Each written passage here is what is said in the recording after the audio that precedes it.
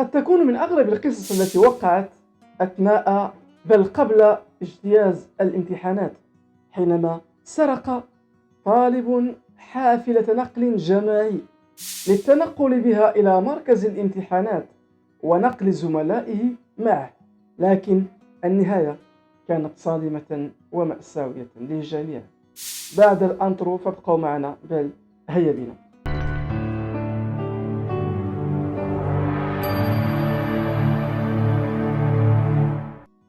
السلام عليكم، لن أطيل عليكم ولندخل مباشرة في القصة، لكن قبل ذلك أرجو أن تترك لنا لايك واشتراك في عائلة جمعيتي إن لم تشترك بعد.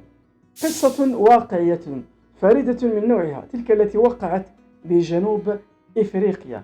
كان بطلها طالبا شابا، ففي فترة الامتحانات وبمجمع صغير بجنوب إفريقيا، كانت هذه البلاد في موعد مع اجتياز الامتحانات الإشهادية بالثانوية، وقد اعتاد التلاميذ على النقل الجماعي من مقر سكناهم إلى المؤسسة التعليمية التي تبعد عنهم بحوالي 30 كيلومتر. وبيوم الامتحان كالعادة صعد الطلبة إلى الحافلة المركونة في موقفها المعتاد، أو دعنا نقول محطة خاصة بها، ولم يجدوا السائق والوقت يمضي ويقترب موعد الامتحان.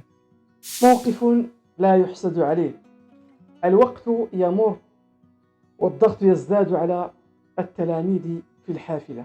وبينما الطلبة يبحثون عن حل، هنا قال أحد الطلاب لآن أدونيس أنه يتوجب عليهم الالتحاق بالامتحان الهام بأي شكل من الأشكال وفي الوقت المناسب. وبعد برهة قرر أدونيس الإقدام على سياقة الحافلة من التجمع نحو الثانوية. في الطريق قرر التلميذ السائق أدونيس أن يقل معه زملائه إلى نفس المؤسسة لاجتياز امتحانات الرياضيات في العام الأخير من المستوى الثانوي.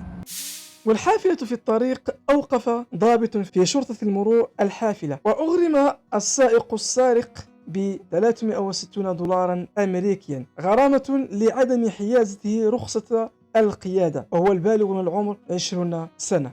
المهم أن جميع التلاميذ الذين كانوا بالحافلة وصلوا في الوقت المحدد لمركز الامتحان، والكل اجتاز الامتحان كما يرغب، إلا أن البطل المراهق أدونيس واجه جلسة استماع تأديبية بمؤسسته التعليمية في مدينة كيب تاون بجنوب إفريقيا. انتشرت هذه القصة كالنار في الهشيم، وتأثر بها الكثير عاطفيا، لهذا تلقى عروض من محامين للدفاع عنه بشكل مجاني، وتلقى أيضا تبرعات مالية لدفع الغرامة المالية المفروضة عليه من شرطي المرور، غير أن المدير استحضر العقل ومبدأ الإنصاف في الحكم وعدم تأييد سلوكيات مماثلة، فقرر عقد جلسة تأديبية للمعني بالأمر.